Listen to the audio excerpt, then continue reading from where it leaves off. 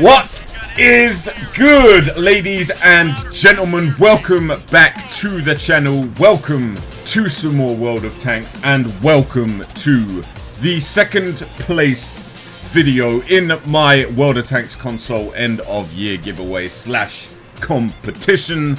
Now, my apologies guys, I was supposed to upload this video about 5 or 6 days ago, but I have been very busy in real life, as well as struggling to actually choose winners for the competition, because I've had some insane submissions sent over to me, and actually picking a winner was more difficult than I expected it to be, because I've had so many good replays sent over to me that actually picking one was very difficult, because they were all so good that it was really hard to choose. Like, really hard to choose. But here in this replay, we are going to see the IS-7 turn into the best scout tank in the game. Now, we're riding on board with AlphaxAlex here on Prokhorovka Knight, and he's taking a shot at the E50 on his left unsuccessfully.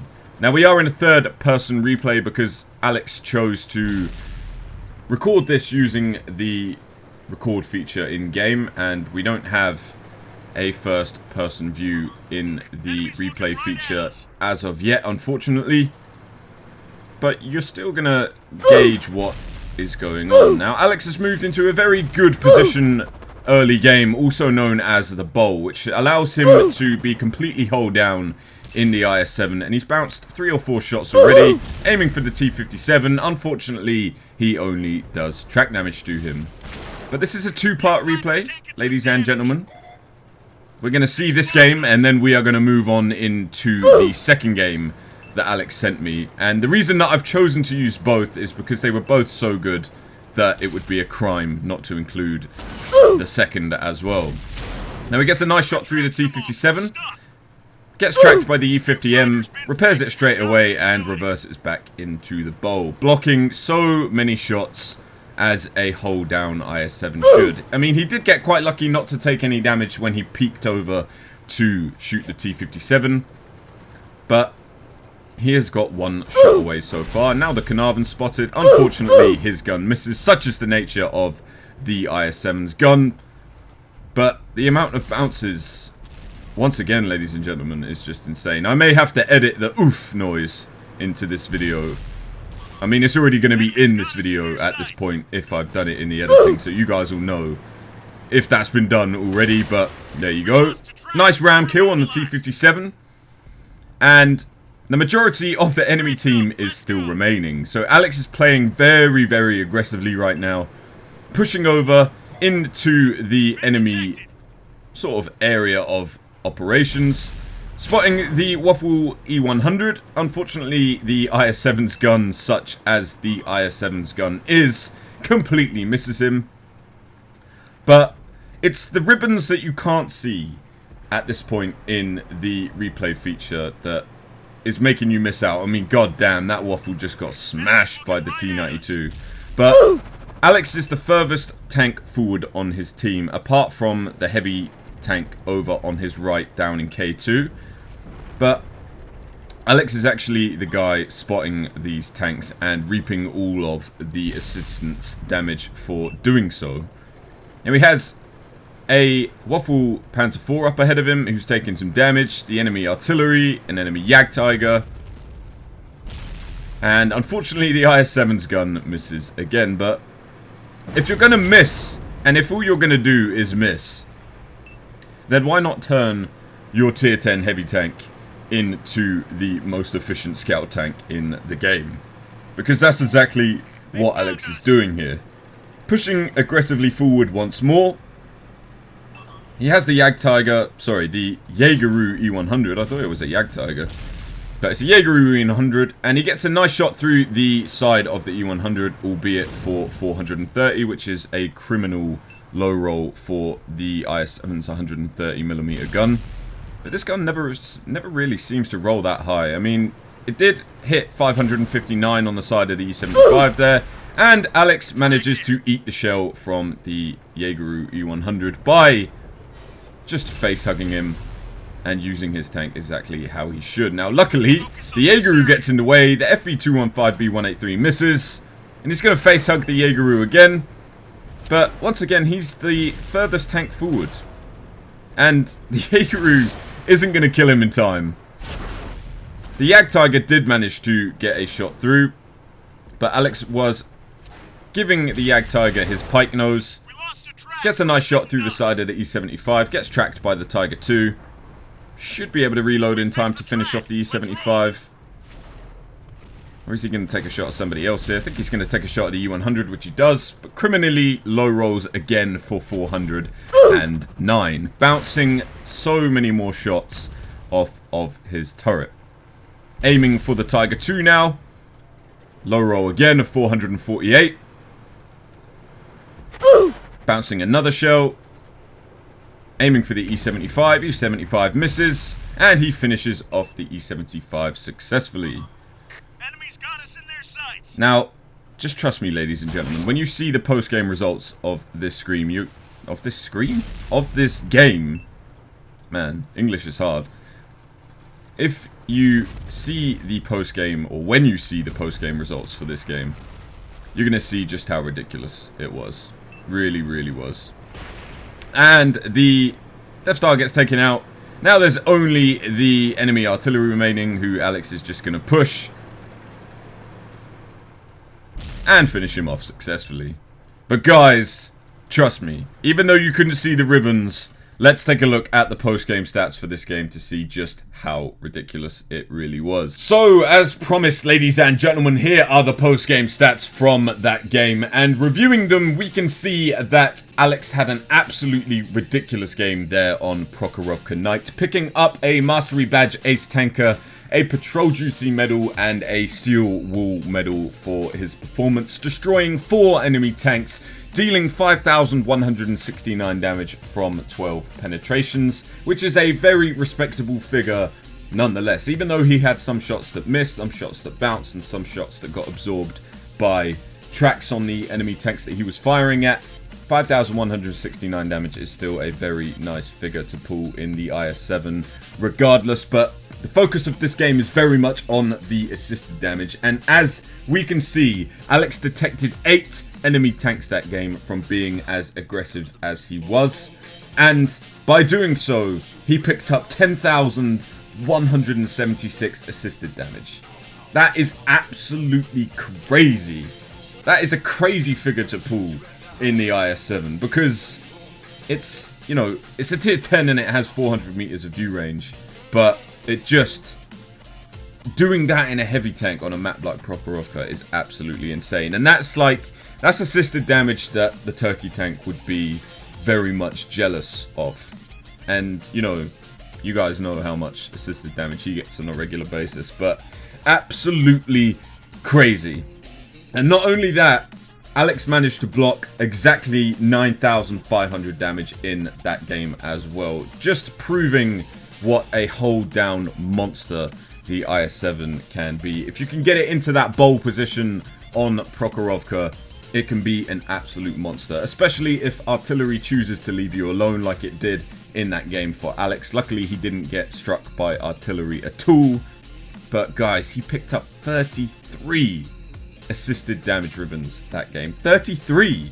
That's light tank figures.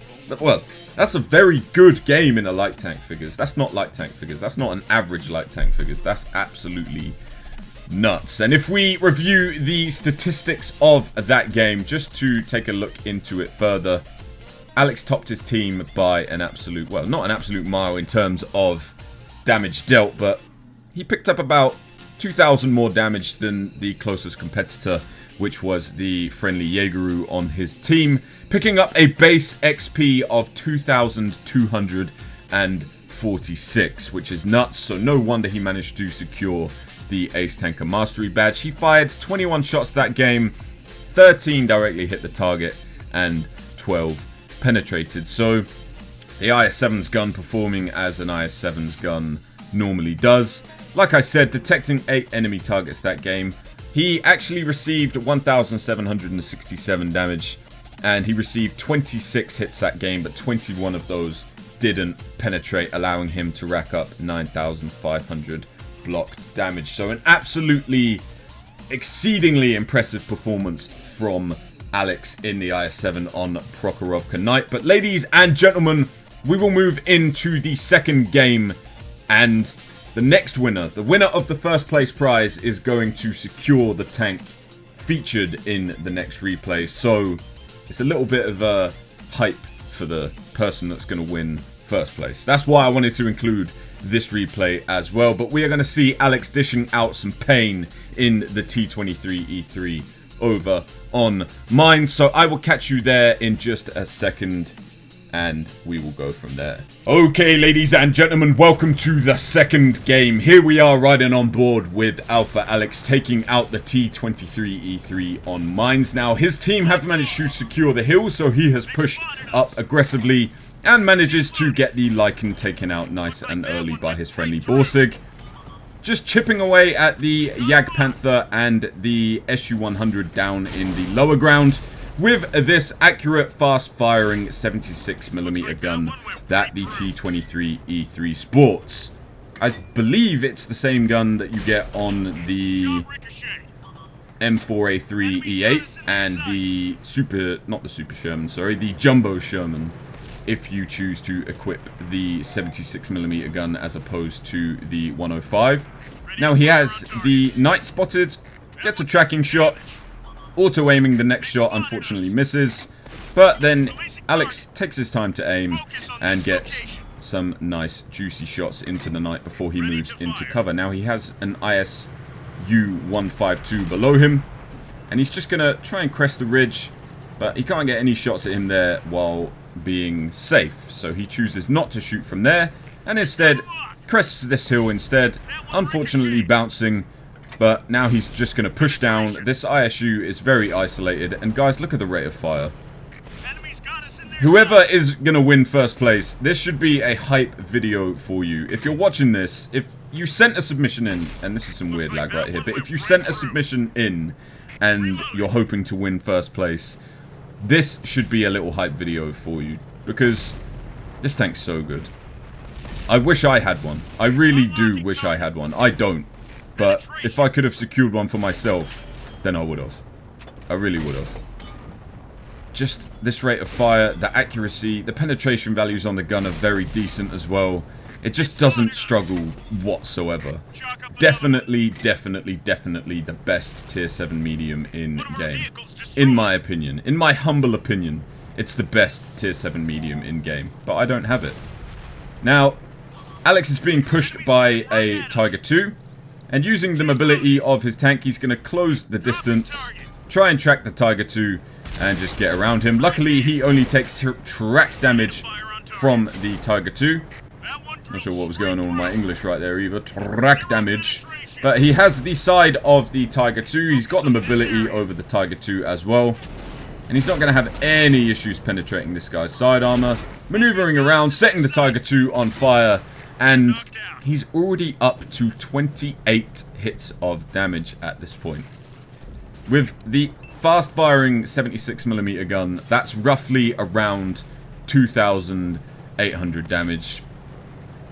But more likely in the figures of 3,000 at the moment, which is a very respectable damage score for a Tier 7 medium. Now he has the rear of the enemy T-29, and he's going to put the fast-firing 76mm to work again, auto-aiming straight into this guy's bum, and he gets finished off by the VK3001P.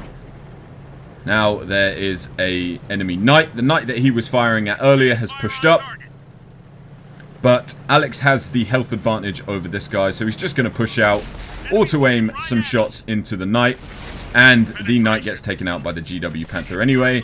Now he's auto-aiming some more shots, dodging the hammer. Well, unfortunately he got hit there and set on fire, but luckily he had a fire extinguisher and it got put out straight away. But he's closing the distance on the hammer and on the champion. Is the champion going to push out? The champion, by the way, for those of you that don't know, is the Wolverine M10. It's the Panther M10, but it's called a champion. It was the tank that was given away to the German team for last year's Tank Bowl, and the winning team got a champion tank. It just so happens that this was the German one because the Germans won. The German one because the Germans won. Man, the wordplay is real right now. But Alex is going to push around on the hammer and take a different approach on the champion as well. We should be able to poke up on this ridge and finish him off. He's up to 36 hits of damage, 37 now, and securing his 3rd kill of the game. Now the hammer has a very, very good rate of fire.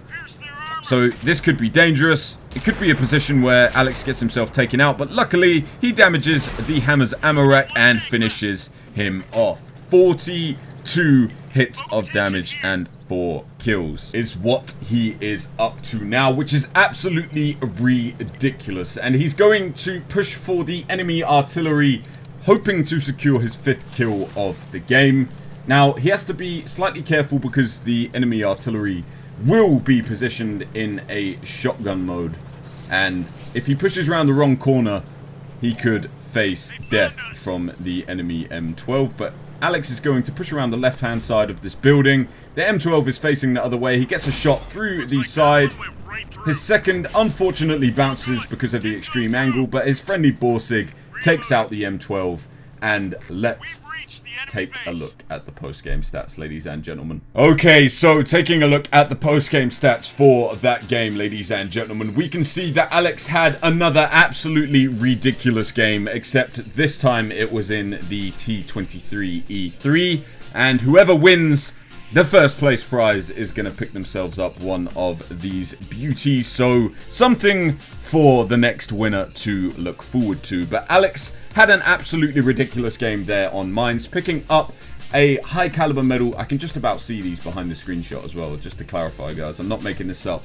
I can just about see that he picked up a high caliber medal, an Ace Tanker Mastery badge, and a Confederate medal that game, racking up 4,452 damage from 38 penetrations, destroying 4 enemy tanks along the way. He detected 4 enemy targets and picked up 1,310 assisted damage, and he blocked 320 damage, which I believe was the shot that the Tiger II bounced on him, or that was absorbed by his tracks from the Tiger II, but don't want to speculate on it too much. You're never really going to block too much damage in the T23E3 because it's a medium tank and the armor values aren't that great. But taking a look at the money earning values, the silver earning values, he picked up 171,532 silver that game with a premium account, and he picked up 4,100 experience. So very, very nice indeed. And if we delve deeper into the statistics of that game,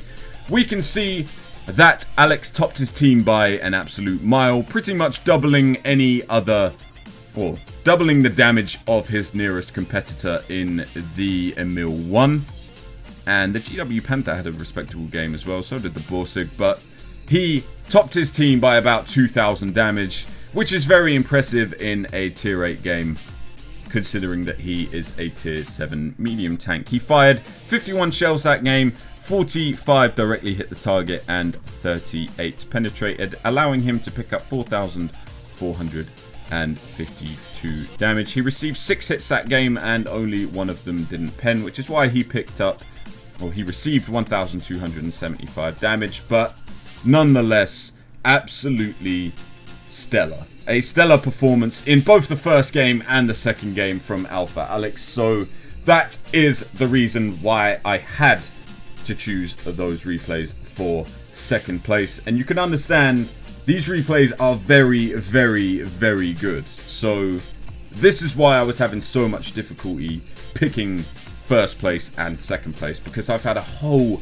bunch of replays sent to me that are of this caliber. But Alex, congratulations, dude. You have won yourself the second place prize in this competition, which is the rare Tier 6 French light tank, the AMX Chaffee. So congratulations. I will send the code over to you as soon as possible. Ladies and gentlemen, I hope you did enjoy this video for today. Until next time, which is going to be later today, because I'm going to upload the first place video today as well to make up for not uploading that on time either. Until then, I hope you have a wicked day, and I will catch you then. Peace out.